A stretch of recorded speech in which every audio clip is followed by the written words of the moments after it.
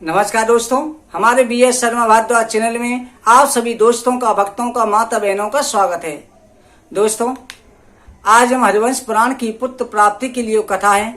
जैसे पितृदोष भी शांत होता है, हर पुत्र की प्राप्ति भी होती है। हरिवंश पुराण की 30 दिन की कथा का प्रारंभ कर रहे हैं।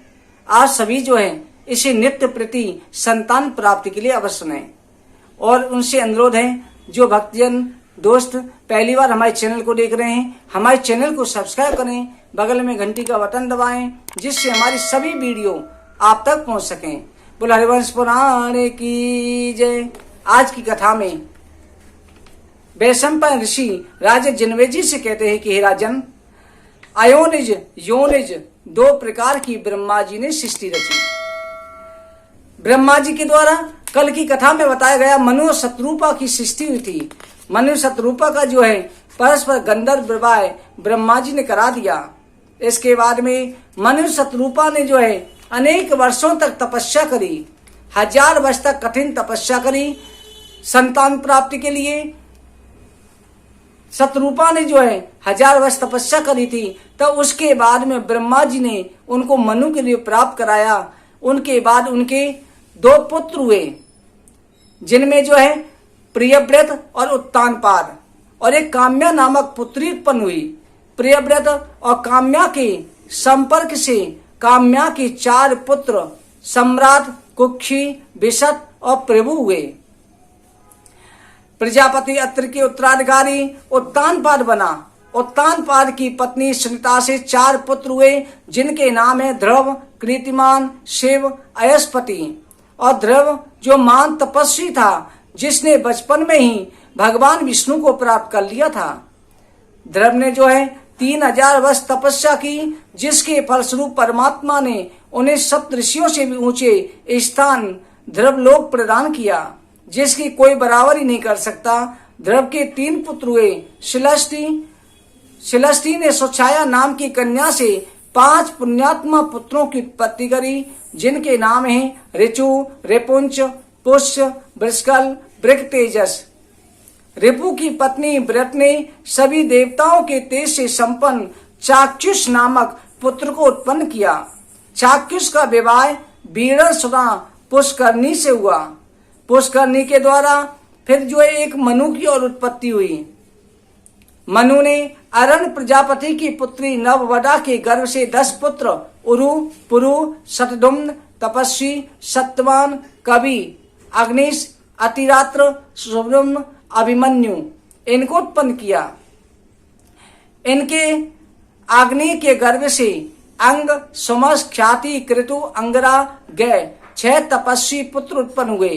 अंग ने यम की पुत्री सुनीता के गर्भ से बैन नामक पुत्र को जन्म दिया। यह बैन देवताओं का द्रोही था, जिसे ऋषियों ने अपने क्रोध से भस्म कर दिया। उसकी भुजाओं का मंथन करके पृथु नामक पुत्र को उत्पन्न किया, जो पृथु भगवान विष्णु का अवतार माना जाता है। पृथु की उत्पत्ति से सप्त ऋषिगण बड़े प्रसन्न हुए।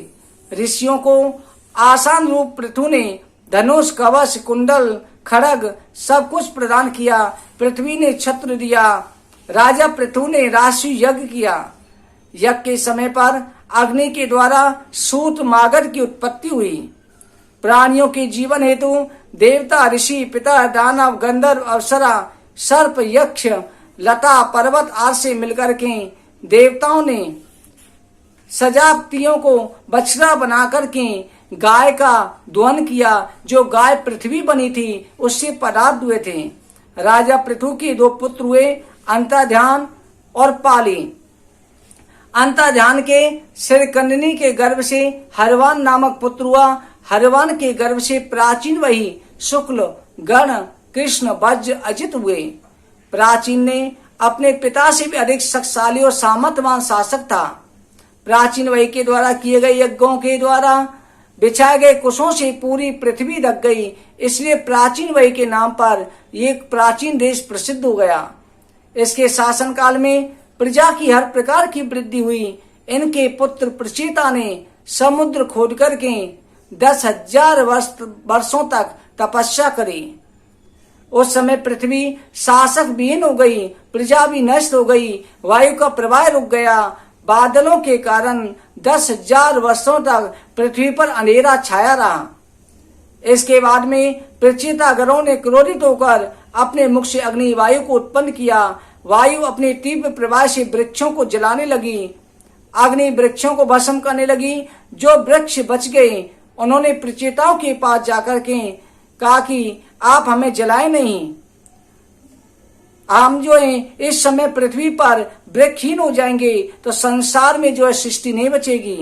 फिर वृक्षों की जो पुत्री थी मरीसा, उसका विवाह वृक्षों ने जो है इन प्रचेताओं के साथ कर दिया। इस कन्या के द्वारा ही चंद्रवंश की वृद्धि हुई। आपके आर्य तपोबल द्वारा, मेरे आर्य संयोग से इस समय वृक्ष प्रजापति की उत्पत्ति होगी, यह कहकर के प्रचेताओं को जो है कन्या सौंपी थी। प्रचेताओं ने मरसा के गर्भ से चंद्रमा और दक्ष प्रजापति इन सब की उत्पत्ति हुई। दक्ष प्रजापति ने चंद्रवंश की अभिवृद्धि करने वाले अनेक पुत्र, 2 पांव 4 पांव वाले यानी कि कीड़े मकोड़े, पशु पक्षी, इन सबको जो उत्पन्न किया। दक्ष के जो है कन्याओं को भी उत्पन्न किया, जिनमें से 10 पुत्री दक्ष ने धर्म को, 13 पुत्री कश्यप को, जिनके द्वारा सर्प आदि की उत्पत्ति हुई। जो 13 पुत्री दक्ष की कश्यप ऋषि को ब्याई गई थी, जिनमें बिंता से अरुण गरुण, कद्रु से सर्प और पतंगी से कीड़े मकोड़े, भृंगी से पशु पक्षी, धनु से दानव, अदिति से देवता, दिति से राक्षस, ये सभी प्रकार की सृष्टि की उत्पत्ति हुई। इस तरह से दक्ष की कन्याओं के द्वारा पूरे संसार में सृष्टि व्याप्त हो गई। दक्ष ने 27 कन्या जो चंद्रमा को दी गई, चंद्रमा को ले ब्याई, जो 27 नक्षत्र कहलाए। इस तरह से ब्रह्मा जी के द्वारा रची गई सृष्टि आगे बढ़ने लगी। दोस्तों, आज की कथा का 30 दिन कथा का हम यहीं पर विश्राम करते हैं। आप सभी को हरिवंश पुराण के द्वारा सभी मनोरथ सिद्ध हों। हरिवंश पुराण के द्वारा आपको पुत्र प्राप्ति अवश्य होगी। इसे नित्य प्रति श्रवण करें। हरिवंश पुराण की